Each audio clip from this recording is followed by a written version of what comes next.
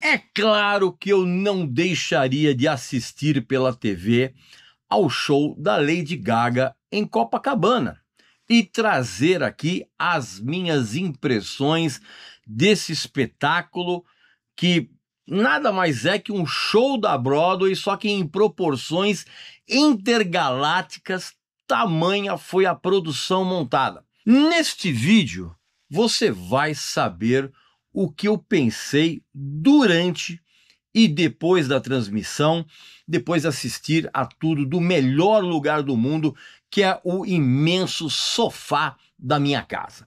Presta atenção, pois você vai ficar irritado e surpreso ao mesmo tempo. Acompanha.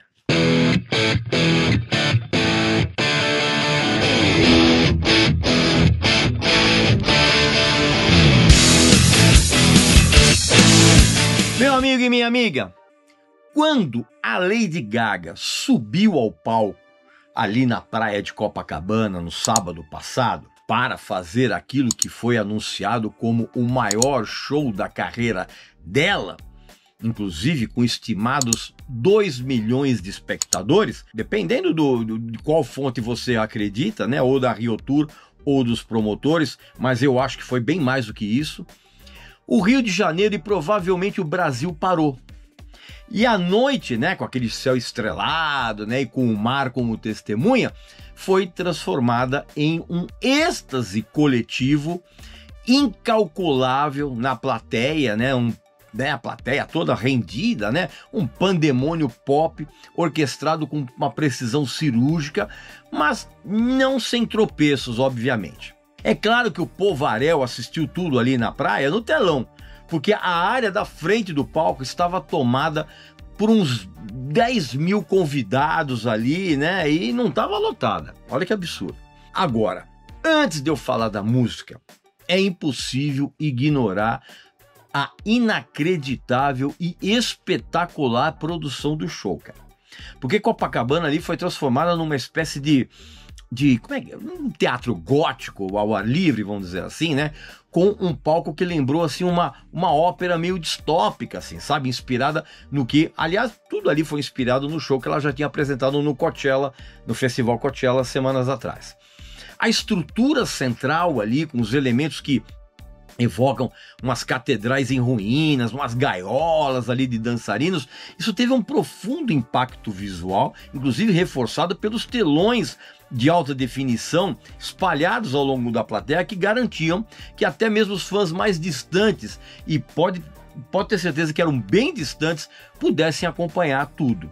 Era o que dava para fazer. E o fato no meio da apresentação ali não ter fogos de artifício, mas sim umas projeções e uns jogos de luz incríveis, foi realmente uma decisão acertada, porque manteve o foco de uma certa forma na performance e não em qualquer pirotecnia barata, né? Como foi inclusive, aliás, teve um lance muito legal.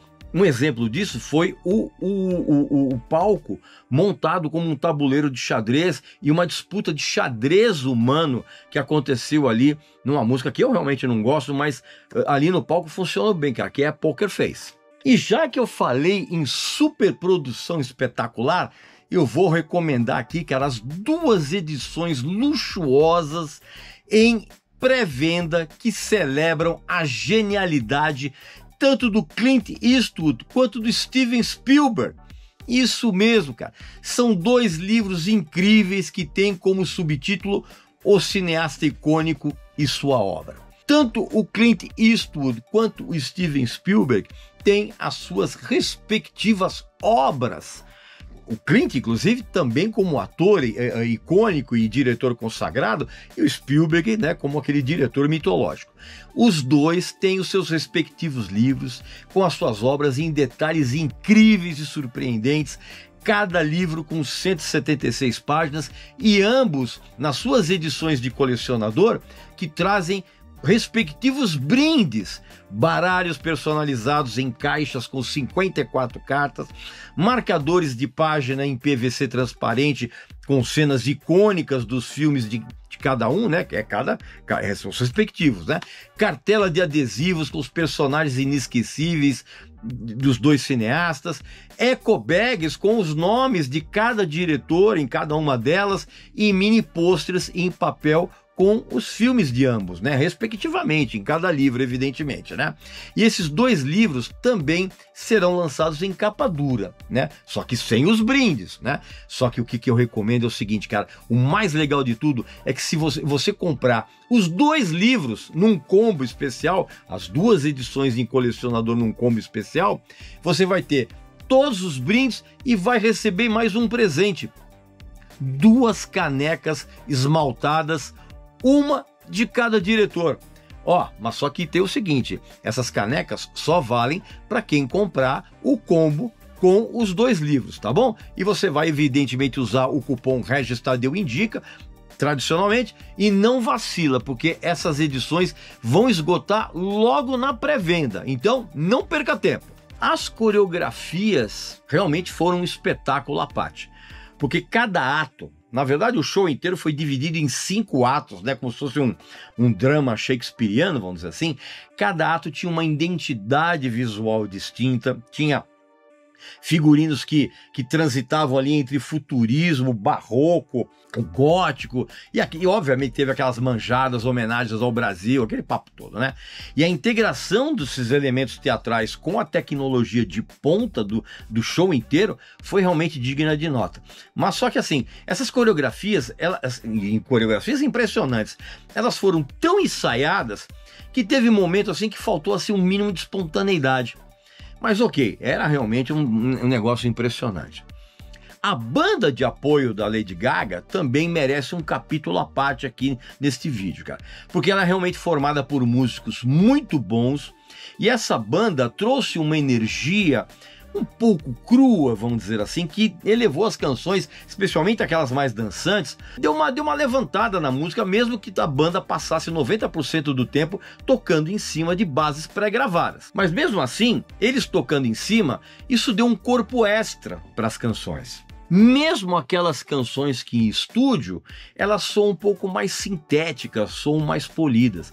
O destaque absoluto da banda, cara, foi o batera, o Todd Peterson, que várias vezes ali roubou a cena com umas viradas muito precisas, assim, e uma pegada muito forte, cara, que misturava assim peso e swing, e isso dialogava diretamente com os playbacks, né, com a base ali, com as coreografias, cara. Agora, o show, ele foi estruturado, como eu falei, em 5 atos. E cada um desses atos apresentou uma narrativa visual e sonora completamente distinta. É óbvio que promovendo o novo álbum dela, né, o Mayhem, né, enquanto ela também revisitava algumas canções anteriores.